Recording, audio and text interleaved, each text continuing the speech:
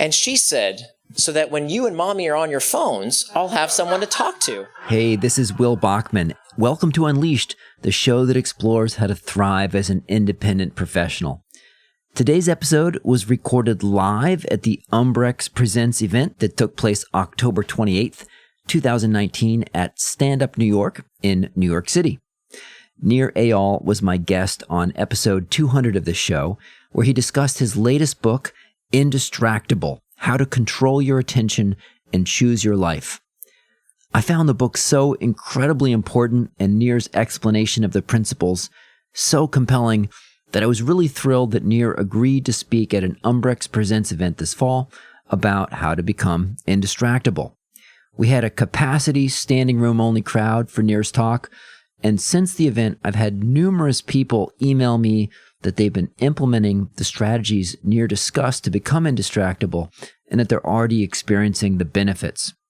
I highly recommend Nir's book and would also encourage you to subscribe to Nir's newsletter, which you can do on his website, nirandfar.com, and Nir is spelled N-I-R.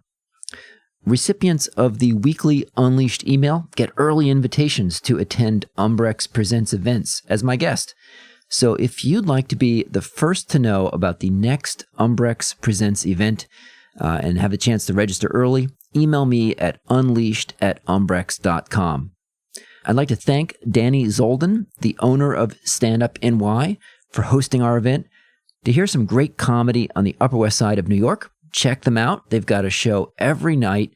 Visit StandUpNY.com, that's one word, for the schedule. In this episode, you'll hear Nir giving his talk in front of the live audience, and then the last 15 minutes or so, I facilitate a Q&A. And WhatsApp and Slack and Snapchat all use to keep you hooked. Not for their benefit, but for your benefit. The people out there who are building products and services that would love to use the same exact tactics to help people get hooked to healthy habits. And that's exactly what's happened in the past 5 years. Companies like Kahoot, the world's largest educational software. If you have school-age kids, chances are they know about Kahoot. Kahoot's mission is to get kids hooked to in-classroom learning. Companies like Fitbod that get people hooked to exercising in the gym.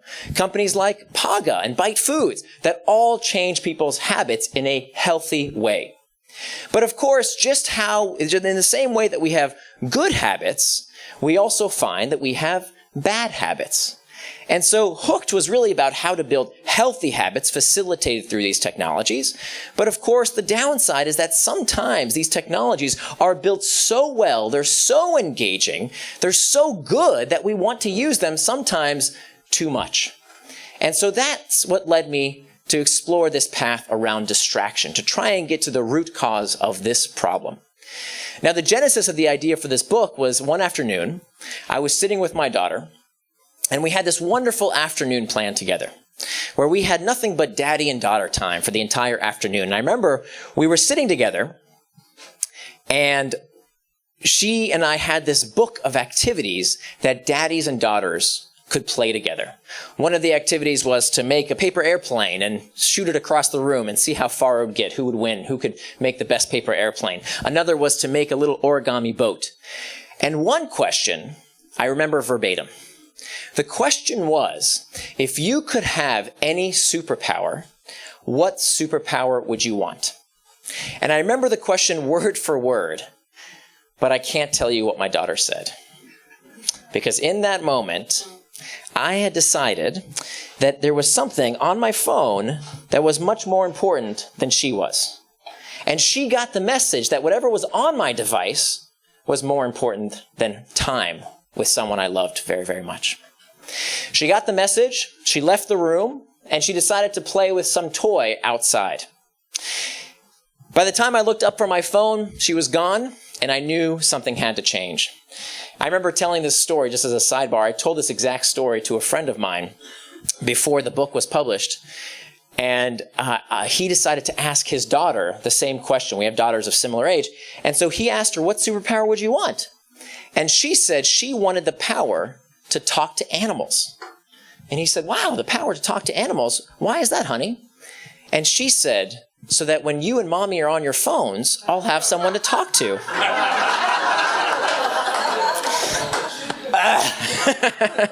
Brutal, right? And of course, I wish I could tell you that that was the only time that I got distracted with my daughter. It wasn't. Not only did I get distracted from my daughter, I'd get distracted while I was with my wife or with my friends. Worst of all, maybe, was that when I tried to sit down at work, I would tell myself, now I'm definitely going to work on that big project I've been procrastinating on. I'm definitely going to get to work, and then find myself checking email, looking at Slack channels, checking the news real quick, instead of doing what I said I was going to do. And so that's when I decided that if I could have any superpower, I would want the power to become indistractable. Indistractability will be the superpower of this century. This will be the most important macro skill. We know that the kind of jobs of the future will require the kind of human ingenuity and creativity that only comes from focused work. We know that loneliness is an epidemic in this country, and we can't form relationships with people if we find ourselves constantly on our devices as opposed to being fully present with people we love. And when it comes to our kids, what kind of example are we setting when what they see of us is the top of our heads as we're scrolling away on our devices? So on this journey to become indistractable, to become the kind of person who lives with personal integrity, to do whatever it is you say you're going to do, I started to dig into some research about how old this problem really is. And many folks today think that the problem started with our devices. And of course, that's absolutely not true. That this is a very, very old problem. That in fact, Plato talked about this problem 2,500 years ago. He called it akrasia, the tendency that we all have to do things against our better interest. And so knowing that this is not a new problem should actually give us some hope, given the fact that people have been complaining about this problem 2,500 years before these technologies. So one way to tackle distraction, a good place to start, is to understand what distraction really is. You see, if you ask most people, what's the opposite of distraction? They'll tell you focus. But I don't think that's true. That in fact, if you look at the etymology of the word, the opposite of distraction is not focus, but rather the opposite of distraction is traction. Traction and distraction both come from the same Latin root, trahare, which means to pull, and they both end in the same six-letter word, A-C-T-I-O-N, that spells action. So traction is any action that pulls you towards what you want, things that you do with intent. Now, the opposite of traction is distraction, anything that pulls you away from what you really want, things that you are not doing with intent. So this is important for two reasons. Number one, anything can become a distraction. How many times have you sat down at your desk? This is what I would do all the time. I would sit down at my desk and I'd say, I'm finally going to work on that big project. I'm finally going to do what I said I'm going to do. I'm not going to procrastinate anymore, right after I check some email. And 30, 45 minutes later, I'm still not doing the thing I said I was going to do. But email is productive, isn't it? Isn't that kind of a worky thing to do?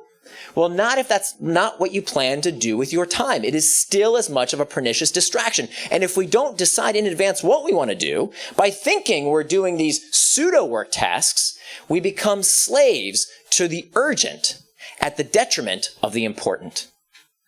The other thing we need to realize is that just as anything can become a distraction, the hope here is that anything can become traction. How? As long as we plan ahead for it. So there's nothing wrong with scrolling Facebook or watching a YouTube video or doing anything you want to do with your time as long as you plan ahead for it. The rule here is that the time you plan to waste is not wasted time. That as long as you make time for it in your day, anything is an act of traction. I don't buy this moral hierarchy that people say, oh, you on Candy Crush or Facebook, that's frivolity.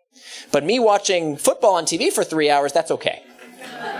What's the difference? There is no difference. As long as you plan to do what you said you were going to do with intent on your schedule and according to your values, there's nothing wrong with it. Enjoy it.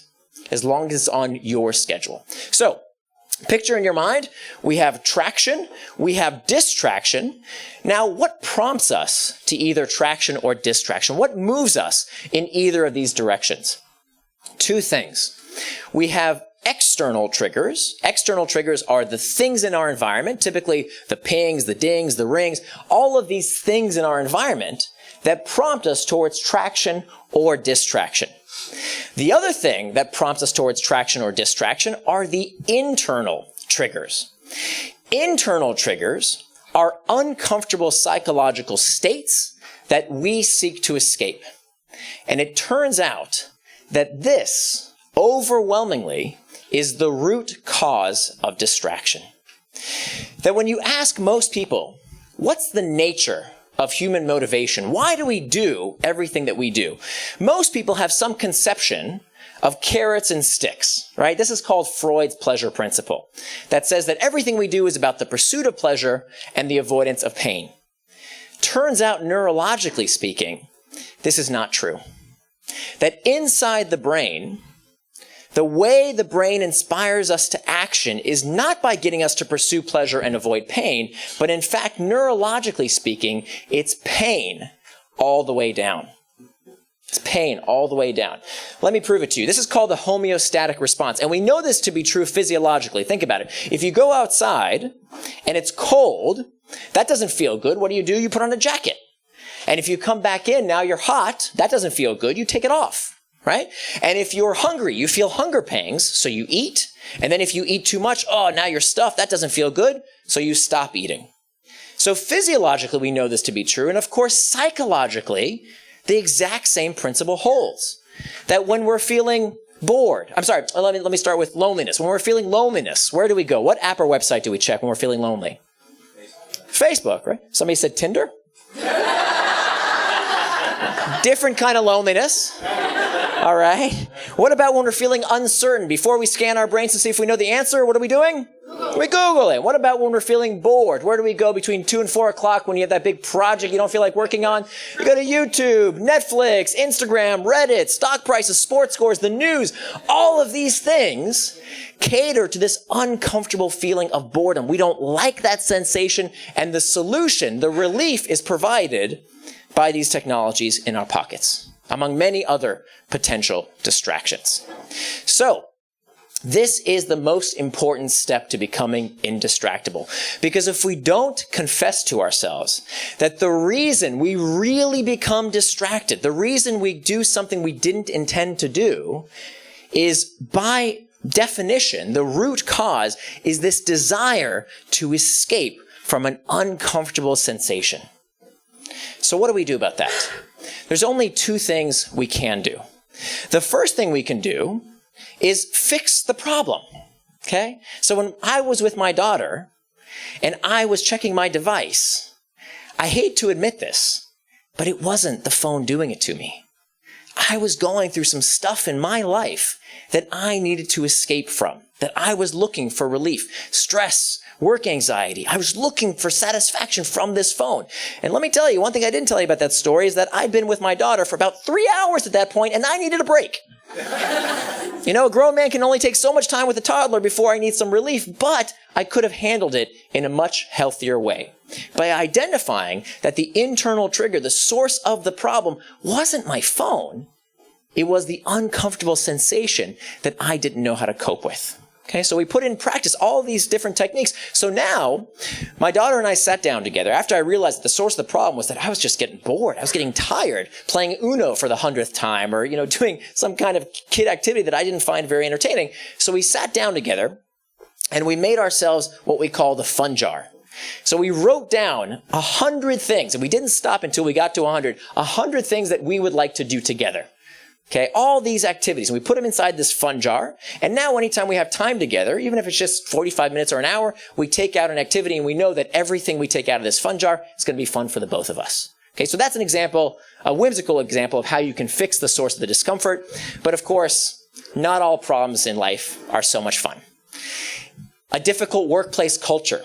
a toxic workplace environment, a difficult home life situation. These are things that cause us these internal triggers that we seek relief from, whether it's through our phones, through the bottle, through escape of some sort, to take ourselves out of that uncomfortable emotional state. So the first solution has to be to try and fix the source of the problem. But we can't solve every problem in life. Part of being a human being is feeling stress, anxiety, uncertainty, fatigue, loneliness. It's just part of the human condition. So what do we do in those cases? In those cases, we can find ways to cope with that uncomfortable sensation in a healthier manner. So let me give you just a few techniques. I want to make sure that everybody can walk away today with things that they can start doing immediately. There's a lot more in the book, of course. Everybody got a copy of it. But let me just highlight a few techniques that have been found to be incredibly helpful when it comes to finding healthier ways to deal with discomfort. The first thing we want to do is to simply note the sensation. Psychologists tell us that by simply writing down what is that sensation, boredom, stress, anxiety, fatigue, loneliness, whatever that sensation might be, simply writing it down helps us gain greater control and agency over that sensation. The next thing that we want to do is to become curious rather than contemptuous. You see, most people, we fall into two categories. When we get distracted, we're either blamers or shamers. The blamers, they say, oh, you see, it was this technology that did it to me, right? It's my iPhone, it's Facebook, it's Slack, they did it to me. The shamers, and this is the category I put myself into, I would do this all the time. I would say, you see, maybe I'm not very good at this job. I must have a short attention span. I'm lazy. There's something wrong with me. And I would shame myself. And of course, this led to more internal triggers, the worse I felt about myself. And where could I now go for relief from that discomfort? I wanted to escape through distraction even more. So neither of those strategies are a good course of action. Instead, what psychologists tell us is to explore that sensation with curiosity rather than contempt. They tell us that by surfing the urge, this technique comes from acceptance and commitment therapy, that emotions tend to crest like waves and then subside. And so if we can ride that urge like a wave, like a surfer on a wave, we can wait for it to abate. Now, one technique that I use almost every single day is called the 10-minute rule. And the 10-minute rule is a great alternative to abstinence. You know, many of us are taught that we're not supposed to do something, and we use strict abstinence. We say, don't do it, okay? And that's supposed to keep us on track. But that's really hard to do for things that you can't escape completely. Food, for example, you gotta eat, right? When it comes to distraction, we have to use these tech tools. Are we really so naive to think we can just stop using email? That's nice advice for someone who, you know, maybe is in some ivory tower somewhere, but that's not really practical advice for the vast majority of us. So instead of strict abstinence, which we know can backfire, why? Let me give you an example. I want you now, whatever you do not think about a white bear. Don't do it. Who's thinking about a white bear? Everyone, right? Every single person is thinking about the white bear. And so it turns out when we tell ourselves not to do something, this is called the ironic process theory, it makes us more likely to think about it. It's almost like a rubber band. When you pull back a rubber band, you pull it, and then you can't pull it anymore. And when it comes out, it doesn't just go back to where it started. No, it ricochets even farther. And so that's what happens with strict abstinence. We tell ourselves, don't do it, don't do it, don't do it, don't do it, don't do it. Okay, fine, do it. And that relief of the discomfort of telling ourselves not to do something itself is registered in the brain as pleasure, as satisfaction. Because remember, all human behavior is spurred by a desire to escape discomfort. And so this is in fact how we solidify bad habits, through this technique of strict abstinence, that because we relieve the pain of telling ourselves don't do it, that in fact is registered as a good feeling, which is very counterproductive. So what do we do instead? When we feel like we're about to give in to a distraction, instead of using strict abstinence, instead of blaming, instead of shaming, we take out our phones and we say, set a timer for 10 minutes. And then we put it away. And our job for those 10 minutes is to surf the urge, to become curious rather than contemptuous. For just 10 minutes, you have a choice. You can either get back to the task at hand or just feel that feeling with curiosity rather than contempt. And you'll find that over 90% of the time, that feeling will subside and you'll find yourself right back at the task you really wanted to do. So that's just the tip of the iceberg. There's a lot more that we can do that you all have copies of the book that you can explore about mastering internal triggers, but that's the most important first step, mastering those internal triggers. The second step to becoming indistractable is making time for traction. You know, when I was researching this book, I talked to a lot of people who struggled with distraction, and I had one friend who told me about a particularly bad case of distraction. She told me about how every day she's running around town and she can't get anything done, and her kids want this, and her boss wants this, and her spouse is texting her about that, and you see what happened to the news, and she just couldn't get anything done. And I said, wow, that's really tough. I'm really sorry to hear that.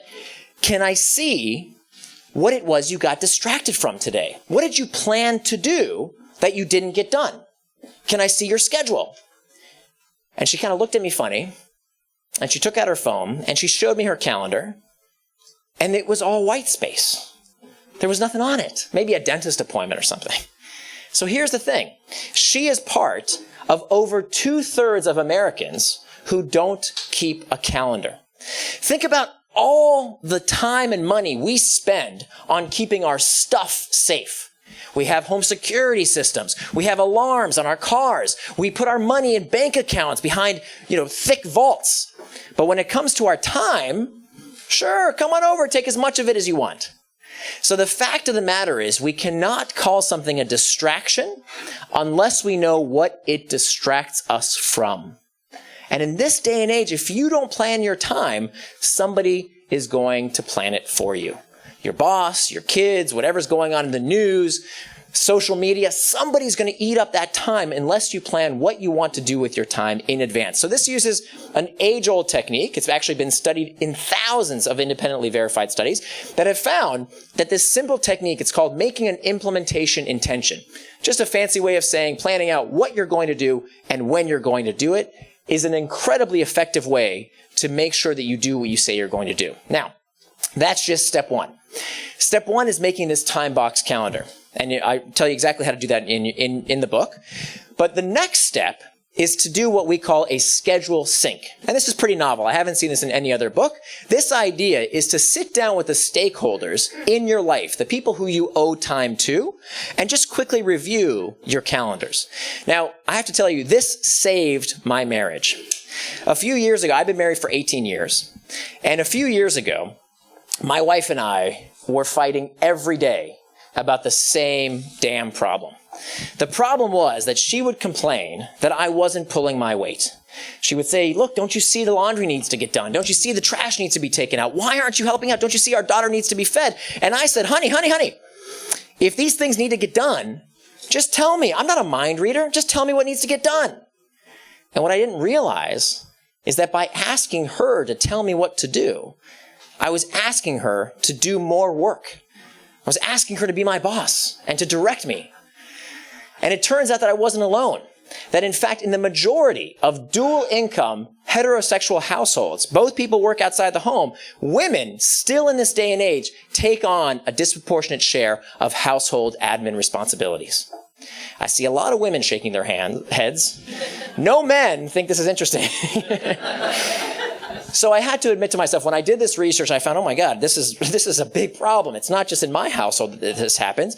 I asked myself, what were my values? And one of my values is to be in an equitable marriage, right? To pull my weight. If we both work outside the home, we should both pull our weight when it comes to household admin duties. So we fixed this problem entirely. We never fight about this anymore because we now use this simple technique of making a time box calendar and having a weekly schedule sync. It takes 15 minutes a week. We sit down together, we look at each other's calendar for the week ahead, and we make sure that we're synchronized about what needs to get done and when those tasks are going to get done. Because so many things in the household have these contingencies, right? If I don't make the food, then she can't put it on the table for our daughter, etc. So having that weekly schedule sync is incredibly effective at home. It's also incredibly empowering in the workplace. So many managers, we just toss over responsibilities. We say, okay, I want you to do this, I want you to do that, I want you to do this. And we only think about the output. We don't consider the input. So sitting down with your manager, showing them your calendar and saying, hey, look, here's my week ahead. Here's all the things you want me to make sure I get done this week. There are these things I didn't find time for. Help me reprioritize. Help me figure out what's important this week that I should replace my time with. Okay? That practice is life-changing. Incredibly effective practice. So again, just the tip of the iceberg when it comes to making time for traction. That's the second step to becoming indistractable. Lots more we can do there. The third step to becoming indistractable is to hack back external triggers.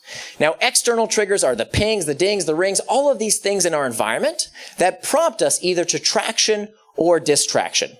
And they're not necessarily bad, okay? So if an external trigger is an alarm on your phone that says, hey, it's time for that meeting, it's time to work out, it's time to do that thing you plan to do, well, now it's leading you towards traction. But if it is an alarm, if it's a ping or ding on your phone while you're trying to spend time with your daughter or you're in a business meeting, well, that's not helpful. That's leading you towards distraction. That's not what you plan to do with your time. So of course we can change the notification settings on our phone. That's easy, right? That's kindergarten stuff. Turns out 2/3 of Americans don't do that, by the way. 2/3 of people with a cell phone never change their notification settings, right? How can we call these technologies addictive and say they're hijacking your brain when we haven't even taken the 5-10 minutes to change these notification settings? So of course we have to do that on our phones and our computers. We can hack back those external triggers. But it turns out that the more dangerous distractions are the ones that we don't think of as these typical distractions, like the ones on our phones and our computers. A few years ago, there was a study done by a group of nurses at UCSF that attempted to tackle this problem of medication mistakes. Turns out 200,000 Americans every year are killed or harmed when doctors or nurses give patients the wrong medication inside hospital settings. Has anybody, by the way, if you're comfortable, been affected by this? Anybody? Okay, look around the room. Every time I give this talk, there's a surprising number of people who have been affected by these prescription mistakes. Healthcare practitioners making these mistakes inside hospital settings. So these nurses wanted to figure out why this was happening. Most hospitals in America, they just say, what are you going to do? Fact of life. But this is a 100% preventable human error. So these nurses got together, they did a study, and they found the reason nurses were making these mistakes so frequently was because of distraction. You see, as they were dosing out medication, a doctor would come by and interrupt them. A fellow nurse would ask them a question, and they would make mistakes as they were dosing out medication. Now, the tragedy here is that these nurses didn't even realize they were making the mistakes in the moment. It was only later, when someone died or was injured by these mistakes, that they realized, oh my God, what just happened? And of course, this happens to us as knowledge workers every day. We think we're doing a great job. We think we're doing our best. And we don't realize how much better we could be if we didn't have all these mistakes that we didn't realize that we were making throughout our day, caused by distraction. So what was the solution? What did these nurses come up with? They came up with a solution that decreased medication mistakes by 88%. They almost eliminated this problem completely. The solution was not some multi-million-dollar program. It wasn't some new fancy technology. It was plastic vests. Plastic vests that these nurses wore, you'll see the picture in the book, that told their colleagues, drug rounds in progress, do not disturb. Reduce the problem by 88%. So why am I telling you this story? What's the lesson for all of us that work in, the typical American office? Many of us work in an open floor plan office, right? Many of you work in those type of settings. Or you work at home, where you have distractions from your kids, your spouse, somebody interrupting you when you're trying to do focused work. So what do? Well, in every copy of your book, in the back, you will find what I call a screen sign. It's a cardboard cutout. You pull it out of the book, you fold it into thirds, and you put it on your computer monitor. It's a big red sign with a stoplight on it that says, I'm indistractable, please come back later. And that message tells your colleagues that you are not to be disturbed at the moment. Now, I know many of you are saying, well, that's what I put headphones on for, right? Here's the thing. When you put on headphones, people think you're watching YouTube. So it's not an effective message. We want to be more explicit about the fact that, look, at this company, it's okay to get focused work done. So for the next 45 minutes, maybe an hour, I need to not be interrupted. I need to do focused work. So there's a lot more we can do to hack back these external triggers. Not only email, not only our phones and our computers and our office environment, meetings. Oh my God, how much time do we spend in pointless meetings? How much time do we spend getting email that is a complete waste of time? 25% of the emails you receive, according to the Harvard Business Review, you did not need to receive. And 25% of the emails the average American knowledge worker sends, they did not need to send. So we are wasting a tremendous amount of time on these distracting emails. I show you how to hack back email as well. But for the sake of time, I want to move on to the fourth step to becoming indistractable. The last step is to prevent distractions with pacts. Pacts are these pre-commitments. It's about deciding in advance what you are going to do. And so this technique is an ancient technique. The first recorded use of these pre-commitments comes to us from the Odyssey, written by Homer over 2,500 years ago. In it, the Greek hero Ulysses has to sail his ship past the island of the Sirens. Now, the Sirens are these mythical creatures that sing this magical song, and any sailor that hears the Sirens' song wants to crash his ship onto the shore of the Sirens' island, where he dies. Now, Ulysses knows this is going to happen, and he wants to make sure that he doesn't get distracted, that he doesn't do something he doesn't want to do. So what does he do? He tells everyone in his crew to put wax in their ears so they can't hear the siren song. And he tells his crew to bind him to the mast of the ship, and he tells them, no matter what I do, no matter what I say, don't let me go. And here's the thing. It works. He sails his ship right past the island of the Sirens and returns his crew and his ship safely home. So how can we do this in our own lives? How can we use these pre-commitments? Well, there's a lot of pre-commitments that we can make, starting with what's called an effort pact.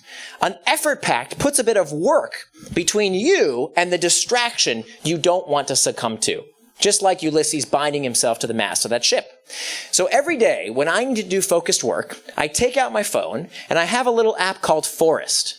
Now, Forest works like this. Every time I need to do focused work, I dial in how much time I need to do focused work, whether that's time I want to be with my daughter without distraction, whether it's time I want to spend writing without distraction.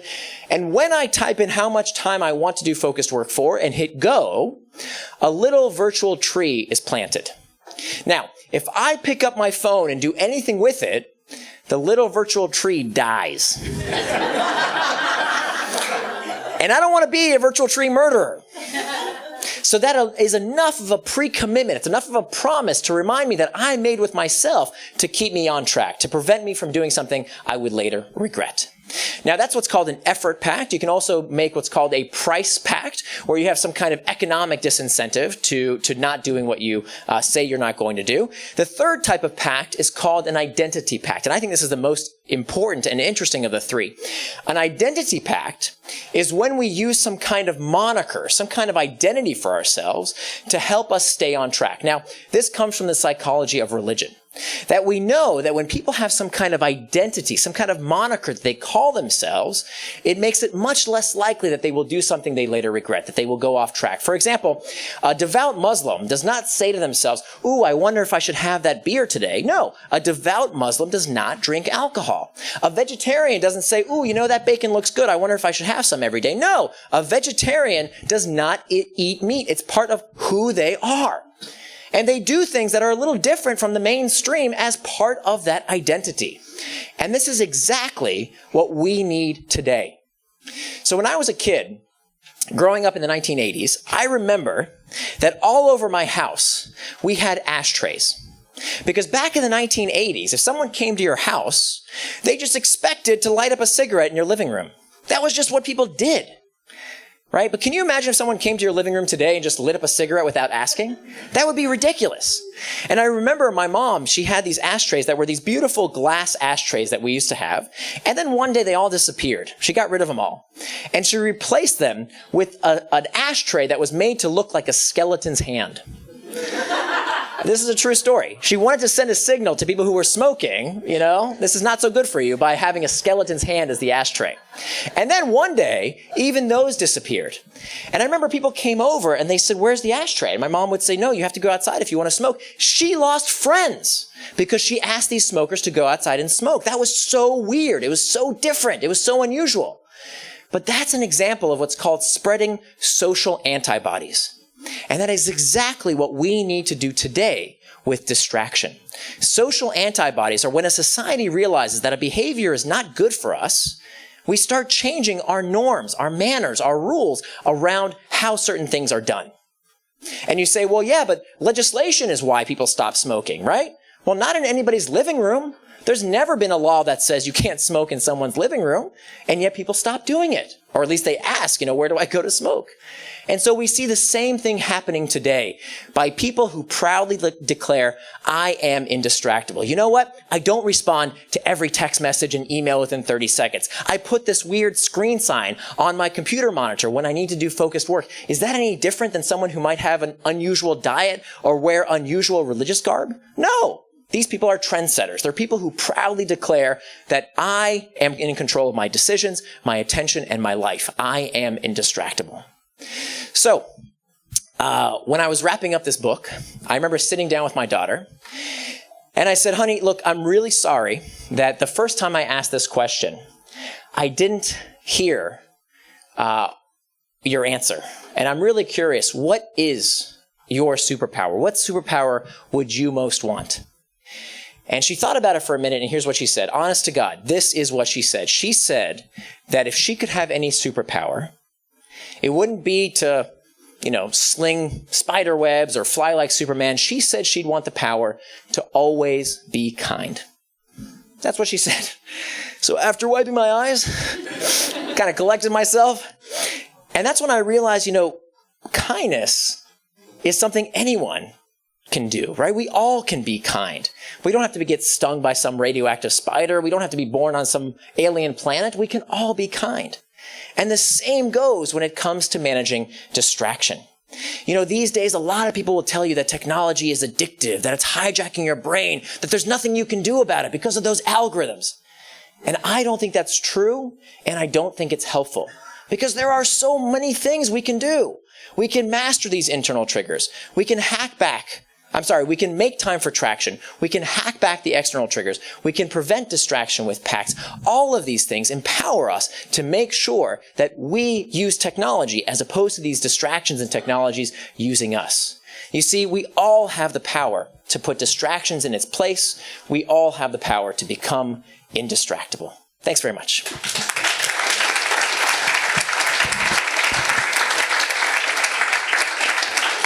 All right, I think we have some time for questions. This is always my favorite part. A lot of us are in some form of client service. And the question is, if you're in client service, I'll face this situation where I say, okay, I've time boxed. I've set on my calendar, okay, I'm going to spend the next 2 hours writing a podcast episode or working on some project, and then I get a phone call, right, from a potential client, potential project. It's hard not to take that phone call. Or have clients with expectations that if they email you, you're going to be very responsive. What's your advice to client service professionals on how to implement these without interrupting your client relationships? Yeah, so I think there's some obvious answers here of setting expectations with your clients, telling them when you're going to be available to be very responsive and when you're going to have time for reflection, especially when it comes to doing the kind of caliber of work that many of you do.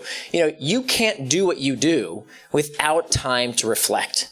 The problem is so much of our day is spent reacting to things between messages and phone calls and Slack notifications. We're reacting all day long that we have no time for reflection. And so it is imperative for your output to make sure that you have time in your day for reflection. Now, there's also a lot of the solutions, ironically, to tech distraction come in the form of tech. like tech fixing text distraction. So for example, one of my favorite features that's on Apple iOS, there's a similar feature on Android devices, is called Do Not Disturb While Driving. Does anybody use this tool? Does anybody use it? A few folks? Okay, here's how it works. For those of you who don't use it, Do Not Disturb While Driving works like this. You push a button, and in that time when you turn on Do Not Disturb While Driving, if anyone calls or texts you, they will receive an auto reply that says, I can't talk right now, I'm driving. If this is urgent, text me with the word urgent. Now you can customize that message as I have so that if you text or call me while I'm indistractable, it says I'm indistractable. Please, if this is urgent, text me with the word urgent. So if it's really, really urgent and it can't wait for 45 minutes or an hour while you're doing your focused work and then take a break and call them back or whatever it might be, they'll have a way to get through to you. Because I think this problem is mostly in our heads, right? It's, again, the internal triggers. Remember, internal triggers are incredibly important, that all human behavior is spurred by a desire to escape discomfort. I would argue 9 times out of 10, it's not that the client is actually calling, it's the fear of the client calling. That's why we become indistractable. And we tell ourselves this bullshit excuse, well, I better not start working on that big project right now, because what if the client calls? And we don't do the thing that we really need to do, that we really need to concentrate, because what if? That's fear talking. That's not the external trigger, that's the internal trigger. Nir, you've got a chapter in the book on this, and so I'll read this question and a whole chapter in the book on it. Do you have suggestions on what can be done company-wide to make the workplace indistractable? What are some tips around that? Absolutely. So this is a really important point because, as the book took me 5 years to write, mostly because I got distracted a lot. In the beginning, I got distracted all the time because I wasn't using these techniques until I discovered which ones really worked. And so, as I was writing the book, I realized that just telling people how to become indistractable is not good enough. That I can tell you exactly how to become indistractable. I'll tell you how to master the internal triggers, make time for traction, hack back external triggers, prevent distraction with pacts. And yet, if your boss decides to call you at 8 p.m. on a Friday night, what do? You plan to be with your family, you plan to work out, and yet now your boss is calling and saying, I need you to do something. So my question is, who's at fault here? Who caused the distraction? Is it the technology of the phone that your boss used? Obviously it isn't. It's the fact that your boss and you work at a company that tolerates that kind of behavior.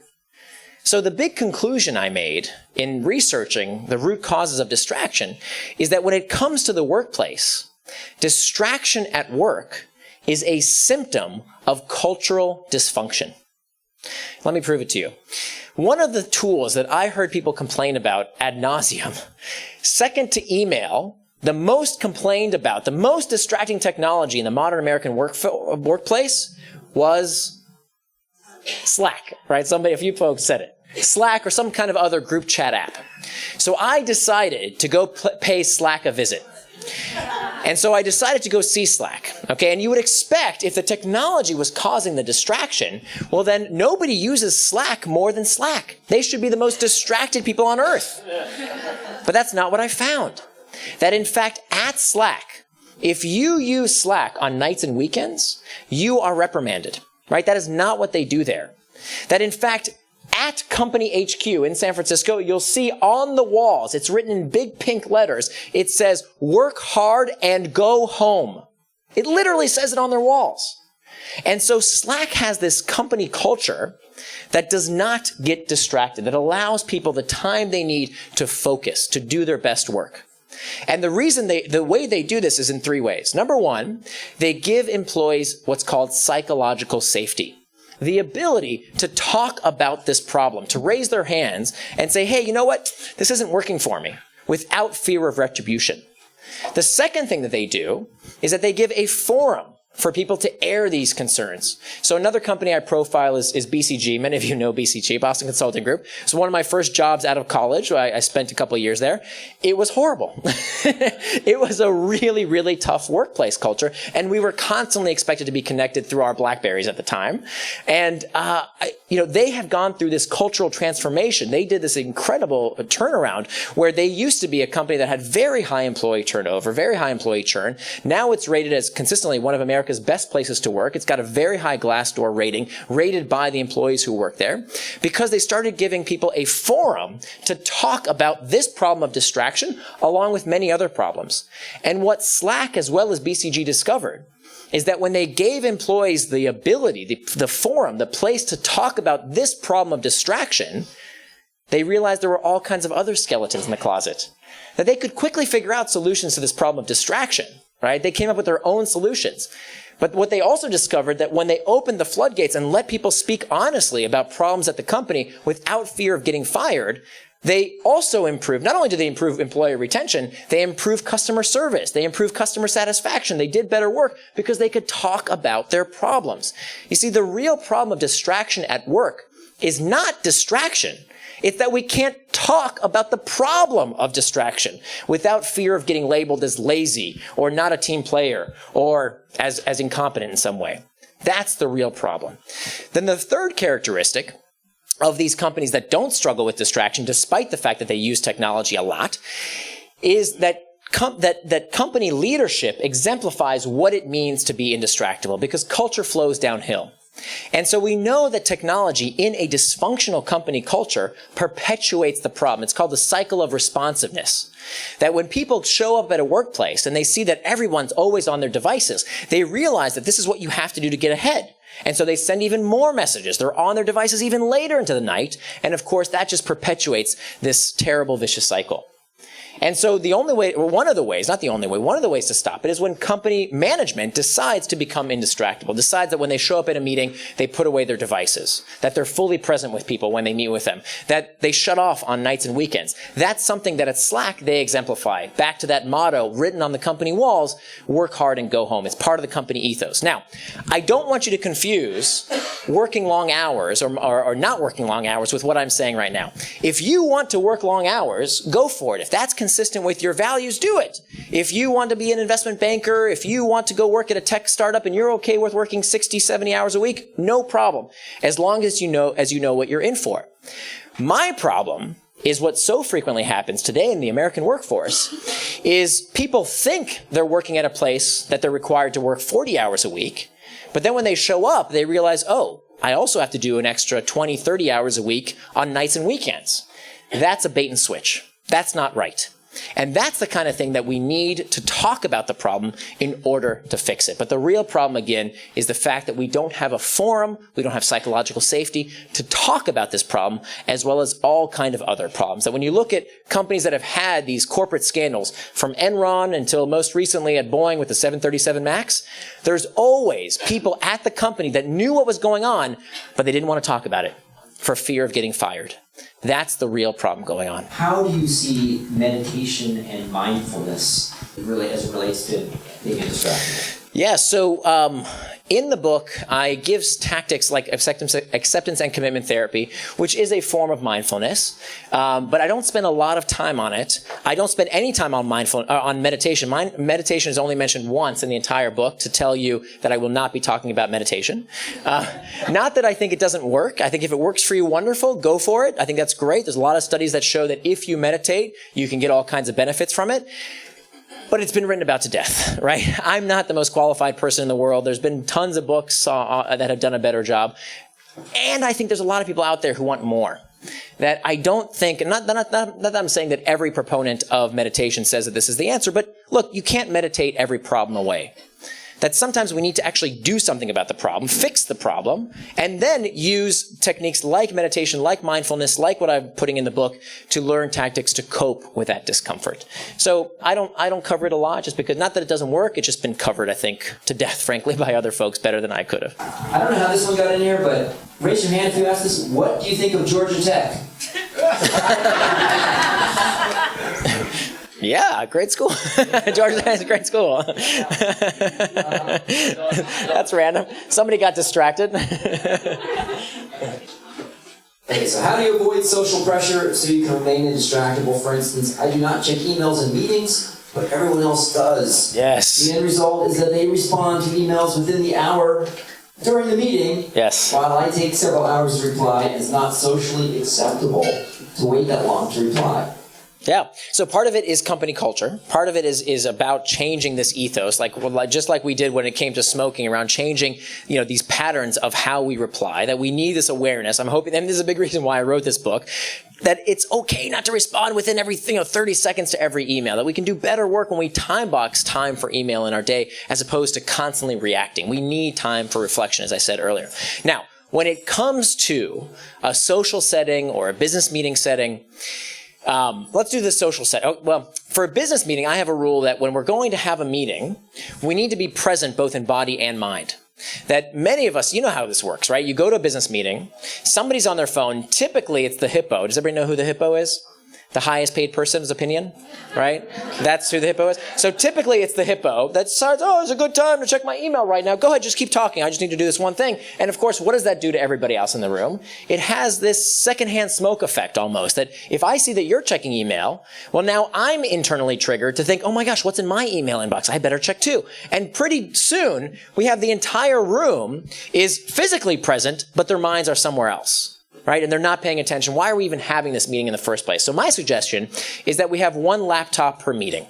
That if we're going to meet in the real world, let's have one laptop. Everybody use what's called these charging stations. Some companies are already using this. We follow the rule ABC, always be charging, so that we have a charging station in the corner of the room. Everybody plugs in their phones so that we can have a meeting without our devices. And then we have one computer in the room that projects whatever we're talking about, right? So that we can record notes. We can make sure that everybody's opinions are taken into account. We don't all need to be on our devices during these meetings. Now, what about social settings? Okay, what happens when you go out with friends? You've all seen this. And somebody at the table thinks it's a good time to use their device. And you really would like them to rejoin the conversation. So you can't tell that person, hey, get off your phone. You're not going to stay friends for very long. So what do? Well, there's a simple question that you can ask and that you have to ask with all sincerity that will help them get back into the conversation. Now, you have to also realize that there could be an emergency there, right? There might be something that's super, super urgent that they have to respond to right now, in which case you want to give them an out to take care of that problem somewhere else, right? So here's the question. You simply look at them in the eye and you say, I see you're on your phone. Is everything okay? And that simple question, if it's really that urgent, they'll take care of it. They'll get the hint and say, oh my gosh, I'm really sorry. My kid's sick, or I need to take care of this problem real quick. Okay, fine, no problem. Or 9 times out of 10, they'll realize what's going on and they'll put the phone away. Okay, so this is part of building these social antibodies, by spreading these rules, just like that cigarette example of saying, hey, you know what, if you want to smoke, can you please go outside? Please don't smoke in my living room. This is also part of these new social antibodies that we need to spread. Is comfort with boredom a useful practice to combat the compulsion to seek distraction? Yeah, I think so. So one of my beefs with the self-help industry these days is that some people spread this myth that if you're not happy all the time, if you're not satisfied with life all the time, something's wrong with you. And that makes no sense. That from an evolutionary basis, we are designed for dissatisfaction. We are not programmed to constantly be happy. Think about it. If there was ever a group of Homo sapiens that was happy and satisfied all the time, our ancestors probably killed and ate them. Right? They wouldn't have survived. It's that perpetual disquietude that keeps us hunting, that keeps us searching, that keeps us inventing, creating. That urge, that desire, that discomfort can be channeled towards traction. But of course, if we don't know how to channel it towards traction, it can lead us towards distraction. So boredom was really helpful on the savannah 200,000 years ago because it helped us search for more food. It helped us create new tools. And we can use that same feeling of discomfort to help lead us towards creativity if we find these tactics to gain comfort with the uncomfortable. So we can go home and read the book, we can follow the instructions, but we're not going to become 100% indistractable tomorrow morning. Having kind of been working on this now for 5 years, talked to a lot of people about it, tell us a kind of reasonable timeline of what you've seen of sort of a reasonable evolution moving towards being 100% indistractable, having that superpower. What could we expect would be a reasonable, something we should be good about a month from now, 2 months from now? Tell us a little bit about that evolution of moving along that journey. Sure. So the nice part about making up a word is that you can define it any way you like. So becoming indistractable does not mean you never become distracted. Becoming indistractable means that you are the kind of person who strives to do what they say they're going to do. Okay? You strive to do what you say you're going to do. You live with personal integrity. You're here, right? And you're not distracted right now. And you've learned these techniques. Hopefully you've learned one or two. Maybe you can start implementing today as you leave the theater. And so you are already indistractable because you are the kind of person who strives to do what they say they're going to do. You already live with personal integrity. Now, you're not going to do everything in the book. I guarantee you when you read the book, there'll be some things you'll say, ooh, I am not ready for that. And that's totally fine. There's nothing wrong with that. You can jot down in the margins, maybe make a little a bookmark or something and say, okay, this is something I'll look at later on. But if you do something simple like change your notification settings, maybe plan one day in your week, right, to plan traction rather than so you'll know what distraction is. Very simple steps. These techniques, you don't have to do everything all at once. So the idea here is to just pick out a few techniques that might fit for you and your lifestyle. Maybe share a couple with your family, maybe with your kids, your spouse, maybe with a coworker or two, maybe use that screen sign. Whatever it is that you're comfortable doing, you don't have to be black and white here. In fact, you will never finish becoming indistractable. It's almost like saying, I'm done being creative. I have achieved maximum creativity. No, that doesn't make sense. Creativity is a macro skill that helps you do other things better. And the same goes for becoming indistractable. It's something that you're never done doing. Is there anything wrong with checking your phone in a large meeting as a signal to the presenter that they are wasting your time? Oh, no. Oh my God, I'm taking this so personally. No, you know what? Actually, that's a really funny question. That's a great question because a lot of speakers hate that when people check their phones during speeches. I actually love it for exactly that reason. It tells me, hey, this is kind of boring. I'm losing some people. I gotta get that guy to pay attention to me. What can I do? Hey, look over here to help make the talk more interesting. So personally, I don't mind it. I think it's a good feedback loop for me. But I hope you're not talking about my talk. All right, and then last question here, and then we will wrap it up. Can movements be distracted? And is this why communities like companies, states, etc. have a hard time making progress on uncomfortable topics or on their goals? So not just individuals, but could a whole organization be a distracted organization? I think that that many organizations, it sounds like there's a priorities question here, but I think that the kind of companies that are more distractible, that the kind of companies that drive people crazy, and I say that term not in a pejorative way. I mean, this is factual. We know that there are two conditions of a workplace that literally cause anxiety and depression disorder. Did you hear that right? They're not just correlated. They've been shown to cause depression, anxiety disorder. The two conditions. So let me back up. If I asked you what kind of workplace would cause anxiety and depression disorder, when I first heard that question, I would think, oh, it must be a depressing job. Maybe it's, working as a mortician or being a veterinarian that has to put down puppies or something. I don't know. Having a sad job. Turns out that's not true. It's not the work you do. It's the work environment you do it in. And so it's the confluence of two factors simultaneously that makes a workplace environment one that leads to depression and anxiety disorder. And this is the work of Stansfield and Candy. They found that when an organization has high expectations coupled with low control, it's that confluence of those two factors, that is the type of work environment that it literally drives us crazy. And what do people do when they feel anxiety, when they feel the symptoms of depression disorder, right? That causes more internal triggers. And so what do they do to grasp for agency, to feel in control? They send more emails. They call more superfluous meetings that wastes everyone's time. And they're doing this, again, for the psychological need of agency. They're trying to give themselves a feeling of control where they have too little. By the way, if you have high expectations and high agency, high control, no problem. That's a wonderful work environment. There's nothing wrong with that. It's when you have high expectations and low control, that's the type of work environment that's plagued by more distraction, more anxiety, more symptoms of depression disorder. Let's give it up for Nir. Thanks for listening to this episode of Unleashed, the show that explores how to thrive as an independent professional. Unleashed is sponsored by Umbrex, the world's first global community of top-tier independent management consultants.